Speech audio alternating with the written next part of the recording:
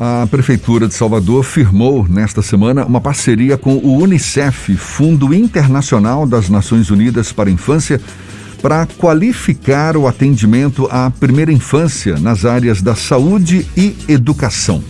A gente vai entender melhor essa novidade conversando agora com a vice-prefeita de Salvador, Ana Paula Matos, nossa convidada mais uma vez aqui no Isso é Bahia. Seja bem-vinda, muito obrigado por aceitar nosso convite. Bom dia, vice-prefeita. Bom dia, meu amigo. Alegria estar falando aqui com vocês. Prazer. Nossa cidade está realmente evoluindo e é importante a gente poder falar isso com as pessoas. Exatamente. Essa parceria da Prefeitura com a Unicef tem a intenção de garantir uma melhoria na oferta de serviços, também na interlocução entre profissionais e famílias, isso com o objetivo de garantir um desenvolvimento maior para crianças de até 6 anos de idade. Como é que vai se dar essa iniciativa toda, Ana Paula? É verdade, a gente assinou com a Unicef um convênio que chama Unidade Parceira da Criança. Começa pelas unidades básicas de saúde e de educação, onde a Unicef vai ter a responsabilidade de capacitar, de nos ajudar com práticas e metodologias que ajudem no desenvolvimento dessa criança. Então é como se fosse um selo de excelência. A gente fala unidade parceira da primeira infância, porque se entende que os 6 primeiros anos da criança são os mais importantes na sua formação. Na verdade, eu poderia até dizer que são os seus primeiros 1000 dias, que é da sua concepção até os 2 anos. Todas as conexões neurais, todo o seu desenvolvimento, ele é muito mais rápido, muito mais acelerado. Então, toda a estrutura nutricional, social, toda a coordenação que a gente puder dar nos serviços ajuda nesse desenvolvimento. Isso se perpetua, esse benefício por toda a vida. A partir disso, quando essas crianças muitas vezes já se enxergam nos nossos serviços, na vacinação, numa consulta médica ou numa unidade educacional, isso precisa ser ainda reforçado até os 6 anos, que são os 6 primeiros anos da vida da criança. A Unicef tem toda competência e capacidade para nos ajudar nisso, e foi uma alegria, mas uma alegria enorme a gente poder assinar esse convênio no circo, no LECIRC, levando crianças de instituições sociais que foram protagonistas de um espetáculo, porque o circo fechou só para elas. Então foram algumas crianças, um pouco menos que 100, puderam definir, participar, se envolveram no processo. E aí a gente teve a honra de ouvir de Helena, coordenadora da Unicef, que para ela foi um ato, vamos falar, não sei se seria teórico, mas burocrático, mais lindo que ela já participou na vida dela, porque se é para o benefício das crianças, já teve todo esse protagonismo delas desde esse início. Então, a gente está vivendo esse sonho de poder buscar cada ação nossa um cuidado para as crianças, e com fé em Deus isso vai se refletir em desenvolvimento econômico e social da nossa cidade, com emprego para os seus pais, com qualificação, para que elas tenham a devida desenvolvimento nutricional, e a gente começa com esse cuidado na capacitação dos nossos servidores. Até que ponto, Ana Paula, essa parceria da Prefeitura com a Unicef contribui para, digamos, diminuir as desigualdades, para que todas as crianças de todas as faixas sociais, são crianças de até 6 anos de idade, possam ter, de fato, ambiente saudável, seguro, feliz nas escolas? Isso contribui demais, porque à medida que os nossos profissionais eles têm a oportunidade de terem acesso às pesquisas mundiais, às melhores tecnologias, dialogarem com a gente, porque também eles trazem as experiências, e a gente consegue criar uma uniformização nesse atendimento, inclusive identificar pontos de melhoria, a gente consegue prestar um serviço mais adequado para essa criança. Nós já temos algumas estratégias, por exemplo, na Secretaria Municipal de Educação, nós temos o programa Agente da Educação, que combate a evasão escolar, que faz isso numa relação muito direta com os pais, com a família, identificando porque eventualmente uma criança chegou mais triste, ou faltou à escola, ou porque está chegando com alguns problemas de saúde, se perceber algum tipo de carência nutricional, faz uma avaliação, tem um cuidado específico, se perceber alguma tristeza, algum sentimento ou indício de possibilidade de algum tipo de agressão, inclusive sexual, a gente faz um trabalho articulado com as outras secretarias. Isso, então, é um exemplo de alguma ação que nós estamos fazendo. Além disso, na saúde também, estamos desenvolvendo com o secretário Léo Prats e já com a ajuda da Sempre, um processo para que permita que as mães, as mulheres grávidas, possam ir para as consultas de pré-natal. Muitas vezes a gente identificou que uma classe social que está com mais dificuldade financeira, às vezes faltam as consultas porque não tem o transporte.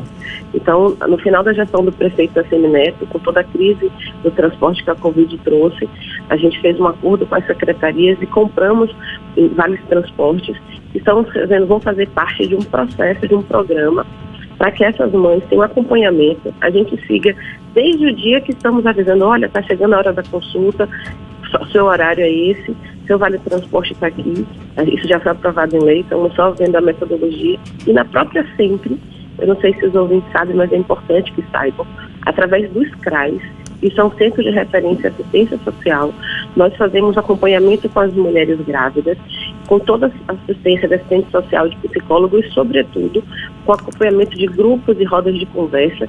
E, ao final da gestação, elas recebem o auxílio natalidade, que é um valor que lhes permite comprar um enxoval dessas crianças. Então, não é dar o bem, é participar de um processo de acompanhamento e, ao final, você ter isso. Justamente por essa identificação da própria Unicef e dos maiores estudiosos do mundo, e que esses primeiros dias da concepção, lá na barriguinha do neném, até os 2 anos, os primeiros 1000 dias, são fundamentais dessa formação, não só das questões cognitivas, mas sociais, emocionais e físicas da criança. Então, a gente tem buscado uma melhoria de serviço público para, a partir disso, essa criança já ter todas as condições de desenvolvimento.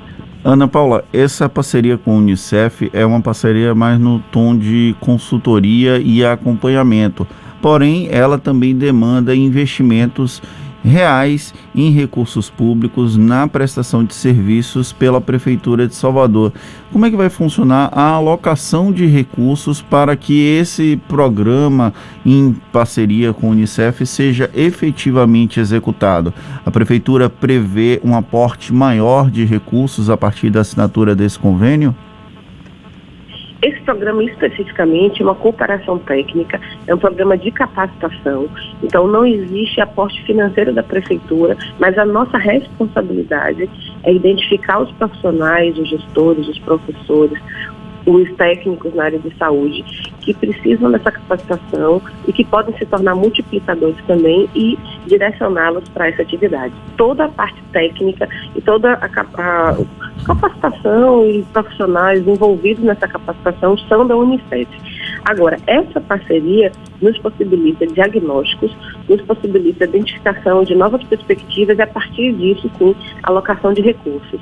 Tanto que, no momento que eu estava com as crianças, com o secretário de Educação, com a Marcela Oliveira, com a secretária Fernanda Lordelo da Sempre, com o técnico da SPMJ, com os técnicos da Sempre, lá no Recife, assinando a parceria com a Unicef, ao mesmo tempo, o prefeito Bruno Reis estava na Câmara de Vereadores entregando o PPA, que é o nosso plano plurianual, que estabelece as regras dos próximos 4 anos, quais são os principais projetos, onde é que nós temos que alocar esses recursos, e é prioridade absoluta, sim, a criança. Então, essa questão financeira, esses projetos, toda a necessidade, por exemplo, para investimento na ampliação de CMEs, nos programas como esse que eu falei, das mães que precisam do apoio para participar do pré-natal, a questão nutricional das crianças, segurança alimentar, tudo isso está no PPA, mas especificamente na unidade parceira da criança, a nossa cooperação técnica é na questão de identificar os profissionais e depois disseminar essa metodologia, mas o recurso financeiro, neste caso específico, é da Unicef.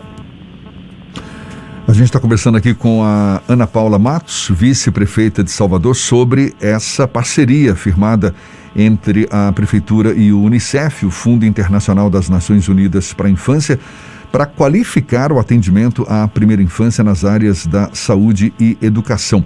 Ana Paula, qual vai ser o critério para que as instituições de educação infantil e as unidades de saúde já existentes em Salvador sejam consideradas essas tais unidades amigas da primeira infância, conforme previsto nessa parceria com a Unicef? O principal critério nosso, primeiro, é a presença maciçamente das crianças da primeira infância até os 6 anos. Então, a gente começa pelos CMEs, são centros municipais de educação infantil, as nossas creches e nossas unidades que trabalham essa pré-escola. entre 4 e 5 anos.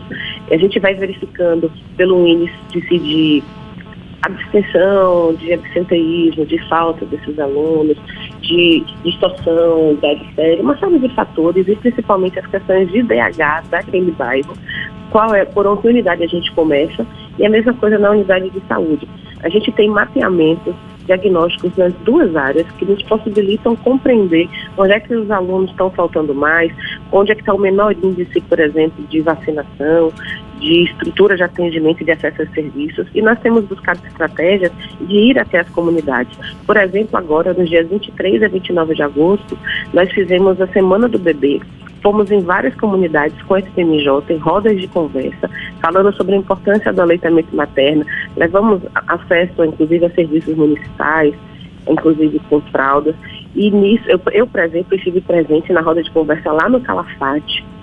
A gente fez também no Jardim das Margaridas. A gente tem uma grande contingente de crianças com microcefalia e síndrome congênita do Zika vírus. Estamos fazendo isso nas comunidades, porque a gente compreende que, além de esperar a criança chegar aos nossos serviços, nós temos que acessá-las na casa delas, na comunidade delas, conversando com seus pais. Então é um processo de capacitação de profissionais, mas também de identificação de estratégias para que essas crianças cheguem até as nossas unidades. Por isso que eu citei o agente da educação.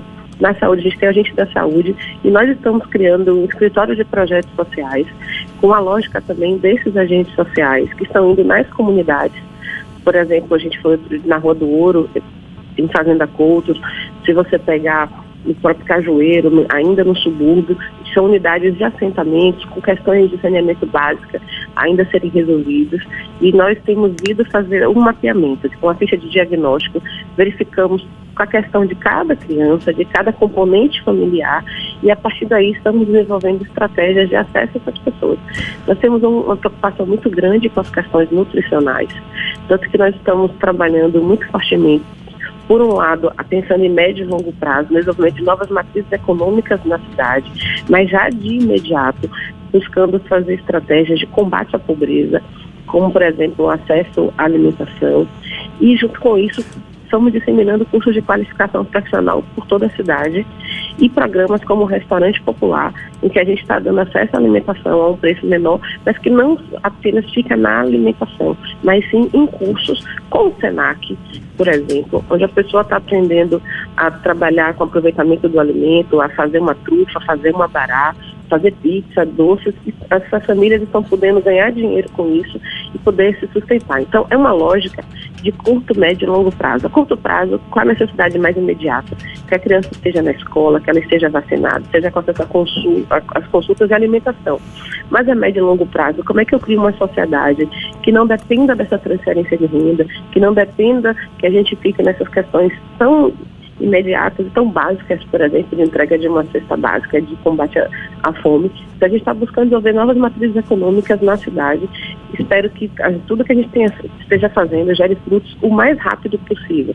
Mas é muito importante, é muito bonito quando você vai numa turma lá em Cajazeiras, vai lá em Paripe, Piripiri, na Felicidade, como eu tive a oportunidade de estar outro dia na associação organizada por Clícia, onde aquelas mulheres, aquelas senhoras me apresentaram uma pesquisa científica que elas estavam fazendo e me dizendo, olha, na pesquisa, o nosso público é esse aqui, mulheres da faixa de 30 a 50 anos, os cursos que elas querem são esses aqui, a gente entende que o jardim gourmet é importante, os doces nessa área, e eu até conversei com elas, olha, se vocês fizerem a mesma coisa, talvez vocês vão ter dificuldade de ter valor esse produto. Que tal se vocês formarem uma rede, uma cooperativa, a gente conseguir alcançar maiores ganhos? Então, a gente está fazendo esse debate que é, desde cuidar da criança de imediato, mas da estrutura familiar.